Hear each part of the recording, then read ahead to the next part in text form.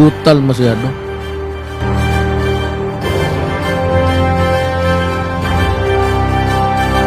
Alam mo, bihira ka makakita ng ganito.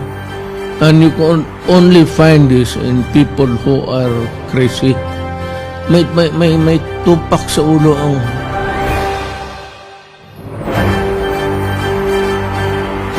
Ay, ikulong ninyo yun. Huwag ninyo bitawan yung yawa na yan.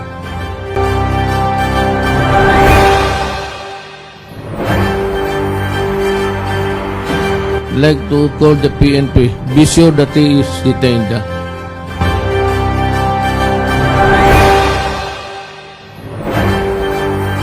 He should not be allowed to go out kasi serious offense yan. There's no bail.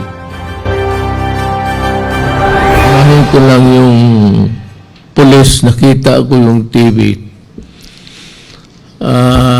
Baka na hindi ninyo talaga nakuha, ha? Pero I don't think that isa lang itong klaseng pulis na to. May sakit ito sa utak, tupak. And I'm just wondering why he was able to nakalusot sa neuro. You could detect a person by the way he answers in mga test neuro. Tarantado yung gago na yun. Di ba sinabi ko, you do it right, I'm with you. You do it wrong, and there will be hell to pay. Yun ang sinabi ko sa aking sona. Ang akin dito, ulitin ko, do your duty, enforce the law.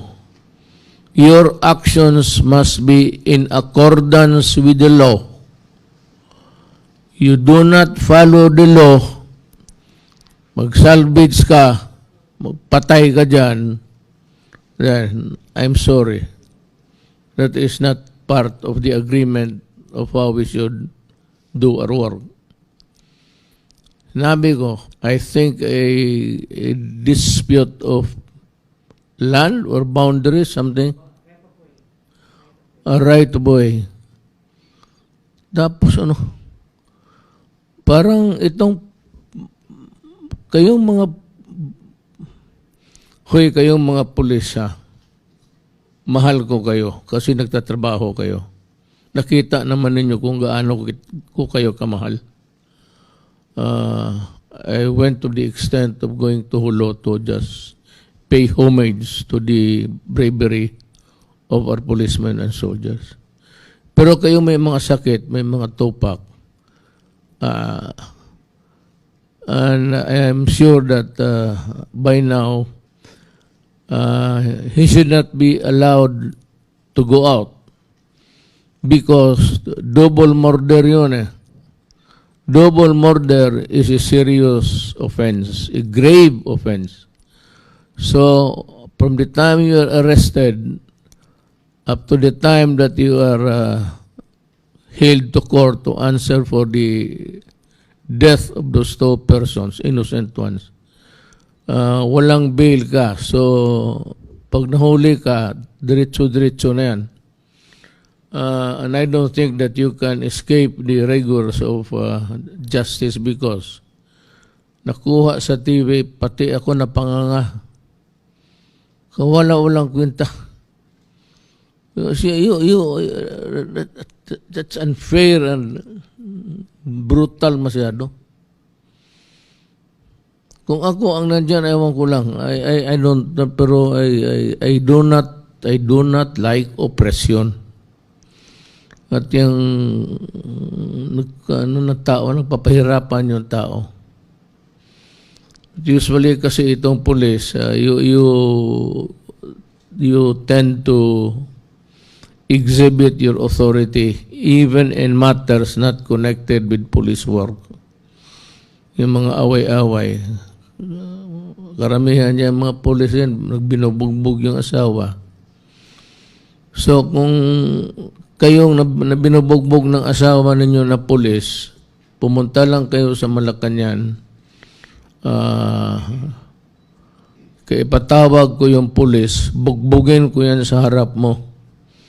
Para magdemanda, ihulog ko na lang sa Pasig. Naggago kayong putang ina. I was, ang pagmamahal ko sa trabaho lang natin, you do something which is not out of the ordinary, like just pulling a gun and shooting people. You must be. Ikulong ninyo yun. Huwag ninyo bitawan yung yawa na yan. Like to call the PNP, be sure that he is detained. He should not be allowed to go out. Kasi serious offense yan. There's no bail. So, hindi makabail yan. So, diretso-diretso na yan. Mr. President. Yeah. Yes, sir. Magbigay lang po ako ng update dito po kay Police Senior Master Sergeant Jonel Nuesca. Ito po yung namaril sa Paniki, Tarlac. Na-inquest na po siya sa Tarlac Provincial Prosecutors with 2 counts murder. At within the same day po ay naipile ang kaso sa Regional Trial Court ng Branch 67 Paniki, Tarlac. Criminal case 313-20 and 314-20. Siya po ay under the custody now ng Chief of Police ng Paniki, Tarlac, at sisiguraduhin po namin na talagang hindi ito makakatakas at may serve yung justice. Meron na rin pong admin case na sinimulan ang Philippine National Police. Ito po ay isang isolated incident at we do not tolerate itong ganitong klaseng gawain ng police. Nakakasira sa maraming magandang ginawa ng ating kapulisan, lalo na ngayong panahon ng pandemic. I agree with you, Secretary Anyo. Alam mo, bihira ka makakita ng ganito. And you can only find this in people who are crazy. May tupak sa ulo ang, you do that. Ako, nang bubugbog ako kasi may kasalanan ka. Pero hindi ako nagbabaril ng tao. Paano mo, may karamihan dyan, mga asawa. Uwi sa bahay, lasing, tapos kung hindi mabirin yung asawa, yung mga anak. You know, I take things personally. Maski na presidente na ako. Pag may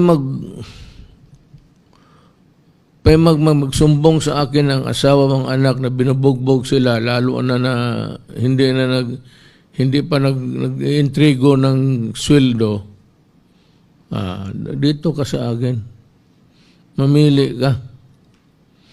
Ayun palang namatay is a mother, 52 years old, pati ang anak na 25,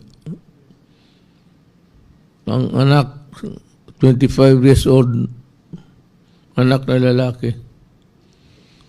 I agree with the General Anyo. Hindi ito this is just one of those things na yung bad break sa buhay ng tao.